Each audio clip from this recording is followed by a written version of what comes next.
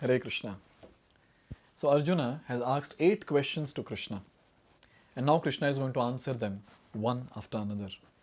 So in shloka number 3, Krishna is answering 3 questions of Arjuna. So let's see that. Shri Bhagavan Uvacha Aksharam Brahma Paramam Svabhavodhyatma Muchyate Bhuta Bhavodbhava Karo Visargaha Karma Sangitaha. So here Krishna is saying that Aksharam Brahma Paramam, Aksharam indestructible, Paramam which is transcendental, living entity is called Brahman. And Swabhavaha Adhyatma Uchyate, and his eternal nature Swabhava is called as Adhyatma. Bhuta Bhavodbhava Karaha Visargaha Karma Sangnitaha. So here Bhuta Bhavodbhava Karaha, the actions pertaining to the development of material bodies, of living entities is called karma or fruitive activities. So here Krishna is answering the 3 questions: what is Brahman, what is Adhyatma, and what is karma. So let's see these 3 in detail now. So Brahman, Aksharam Paramam. So Brahman is indestructible and eternal, eternally existing, and its constitution is not changed at any time. So these are the 3 characteristics that we see. Brahman is indestructible, it is eternal, and it is unchangeable. But beyond Brahman, there is Parabrahman. So what is Brahman basically? We're talking about the spirit soul, the living entity. And now beyond Brahman, there is Supreme Spirit, that is Parabrahman. So Brahman refers to living entity and Parabrahman refers to Supreme Personality of Godhead. So this is Brahman. Now what is Adhyatma? So here we understood that the nature of the living entity is actually called as Adhyatma. So let's see that. So the constitutional position of the living entity is different from the position he takes in the material world. So there is something called as artificial nature and something called as constitutional nature. So the constitutional position of the living entity or the constitutional nature of the living entity is what? He is the servant of Krishna. So this is something which has to be ingrained in all of us. We all are servants of Krishna. But then when we come to this material world, artificially we've got a nature now, self-imposed nature. What is that? I am the Lord of this entire material nature. And there's a tendency to lord it over material nature, to enjoy. The enjoyment tendency is very much there. So this is what we understand here, that the Swabhava, the actual Swabhava of the living entity should be, I am servant of Krishna. But now in the material world, the Swabhava is superimposed by something else, and now he started thinking that I am the Lord of matter, I am the Lord of this material nature. And I am here for sense gratification, for enjoyment. So let me seek better sense gratification opportunities. So this is about Adhyatma. Now there's another question that is posted is about karma. So till now we know that karma means activities that a person does. So obviously that is correct. But now there is some detail that is given to this particular definition. So what is karma? It is given here that when the living entity is in the material consciousness, he has to take on various bodies in the material world. That is called karma or varied creation by the force of material consciousness. So now in the material consciousness, the person will do various material activities. Now when he is doing those material activities will actually give rise to a body, to the next body which the person is going to enter. So specifically those activities which give rise to the next body is called as karma. So that's what is the definition, a detailed definition of karma that is given here. Now some details more to this aspect of karma. The living entity, Jivatma, Brahman, takes different positions. Sometimes he merges into the dark material nature and identifies himself with matter. That is basically, he comes to this material world and starts identifying with the matter, thinking that I am this body, I am not spirit soul. So this is very, very confident. Very confidently, the person lives the life thinking I am the body, I am not the spirit soul. And sometimes he identifies himself with superior spiritual nature. So by the mercy of pure devotees, when the person gets to know his actual nature, he starts identifying himself with his original spiritual nature. Therefore, he is called the Supreme Lord's marginal energy. So, internal energy of the Lord or Antaranga Shakti is actually spiritual. The external energy of the Lord, the Bahiranga Shakti, is actually material energy.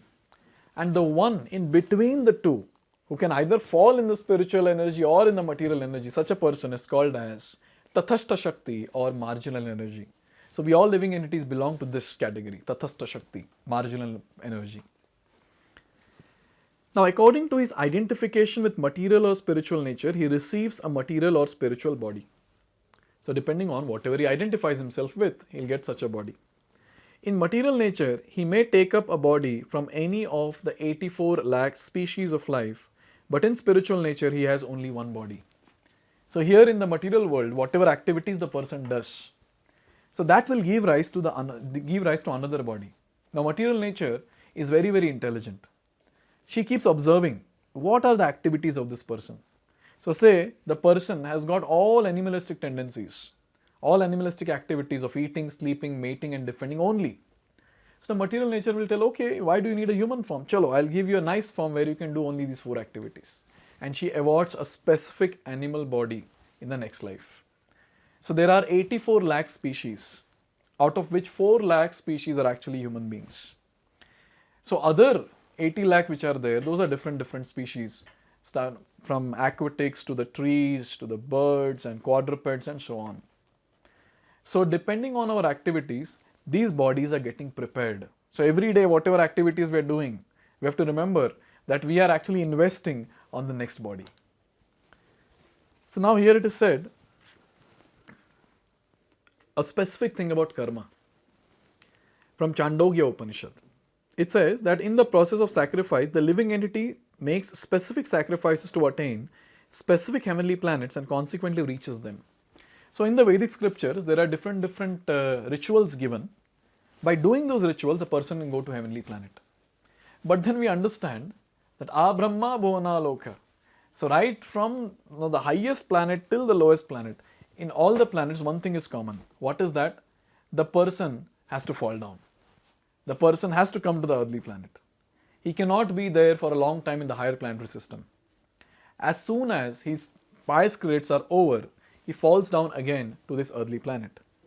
So here it is given that when the merit of sacrifice is exhausted, the living entity descends to earth in the form of rain. How does he come from the heavenly planet? In the form of rain. And then this rain is used for growing the grains. So it is said that then takes on the form of grains.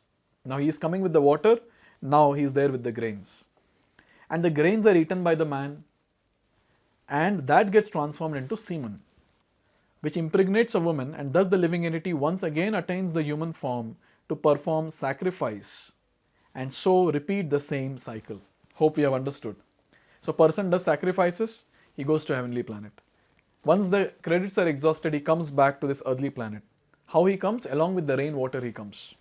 Now that rainwater is used to grow the grains. Then he enters the grains. Those grains are eaten by other people, other men.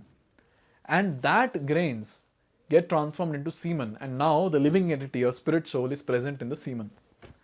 And when the male and female unite, so that semen is injected into the female, and that's how the female gets pregnant. She gets impregnated, and then in the womb for 9 months, that soul helps the development of the entire body, and finally at the end of 9 months, there is a new person who comes out of the body. Who is that person? Same person who fell down from the heavenly planet. And now when he grows up, when he understands about sacrifices, he again does sacrifices to go to the heavenly planets. And again this cycle repeats. That's what is told here. But then in this way, the living entity perpetually comes and goes on the material path. But the Krishna conscious person avoids such sacrifices. He takes directly to Krishna consciousness and thereby prepares himself to return to Godhead. So we devotees who have now good knowledge about the birth and death cycle, about the heavenly planets, hellish planets, the planet called Earth. So when we have all this knowledge, we understand very clearly that there is no safe place in this entire universe. So where am I supposed to go? Better break the cycle of birth and death and come back to Godhead, to our eternal Father, Lord Sri Krishna. And that's why in this age of Kali Yuga, the most potent, the most powerful, and the most easiest process is given to all of us. That is chanting of the holy names of the Lord. Hare Krishna, Krishna Krishna, Hare Hare, Hare Ram, Ram Ram, Hare Hare. And just by chanting these holy names, the person becomes qualified to break the cycle of birth and death, come back to Godhead, to stay with Krishna, to serve Krishna for his own pleasure. So this is a very, very important point that we all need to understand. Every verse of Bhagavad Gita actually enlightens us to take the process of bhakti very, very seriously. If that is not the conclusion, and if you are just gaining some knowledge, some information from Bhagavad Gita, then the purpose is not solved. The purpose of each and every verse is to make us intense in our devotional service. And that's what we see. In fact, till now Krishna has answered 3 questions. Now he's going to answer few more questions of Arjuna in the next few verses. And we will see how each answer of Krishna is going to create a great impact in our life, especially when he's going to answer about prayana kale samaye, that is at the time of death, how to remember him. So let's see all these different verses in the future videos. Hare Krishna. Hare Krishna, Hare Krishna.